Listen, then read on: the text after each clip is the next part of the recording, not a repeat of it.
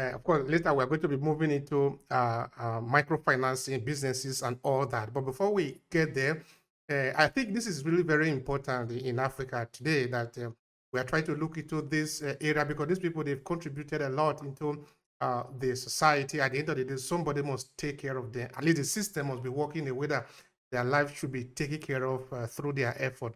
But of course, I know that only a very small percentage of the people of the population are actually working and therefore have the pension benefit. Because if you were a farmer, I don't know if there is, if you were a farmer, you are not employed. I don't know if that is a kind of a benefit that is going to be available for you, or maybe I'm wrong. Help me, rescue me.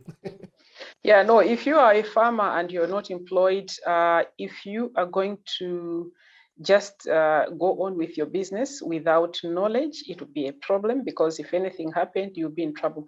But then, like in the trainings that we do, we also bring in other alternative pension schemes that one can join if they are not employed. So there are pension schemes that you can come and you sort of create your own pension plan. So there are several products that we also show people that they can use for them.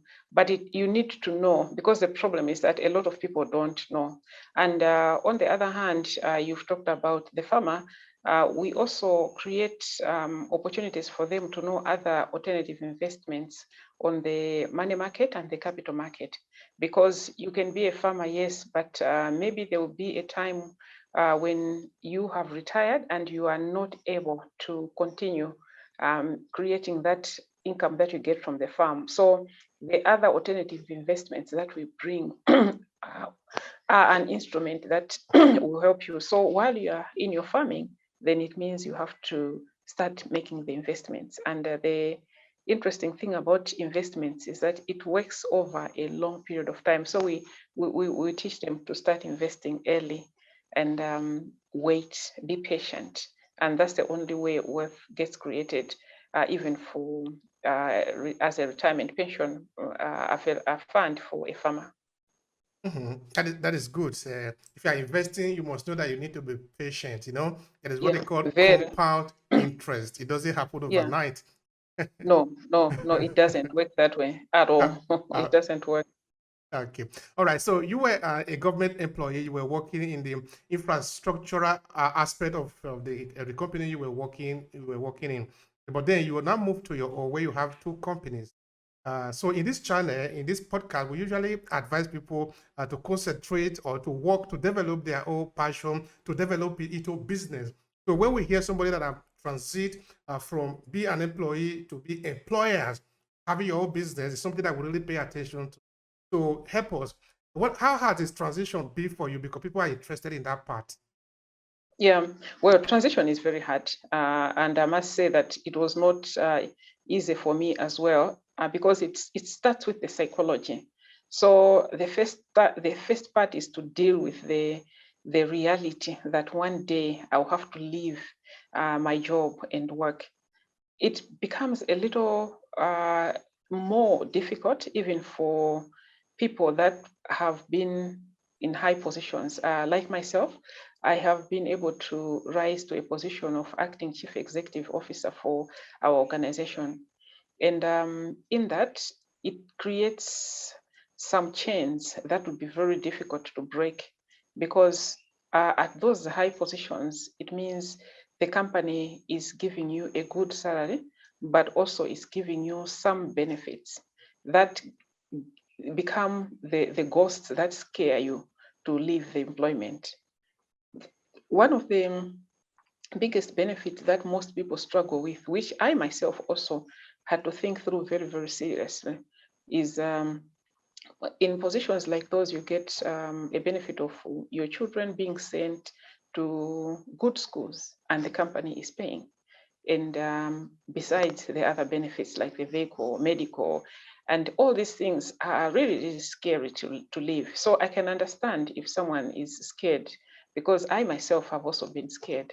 But to conquer my fear, that's when I decided to start the process of entrepreneurship while I was still working.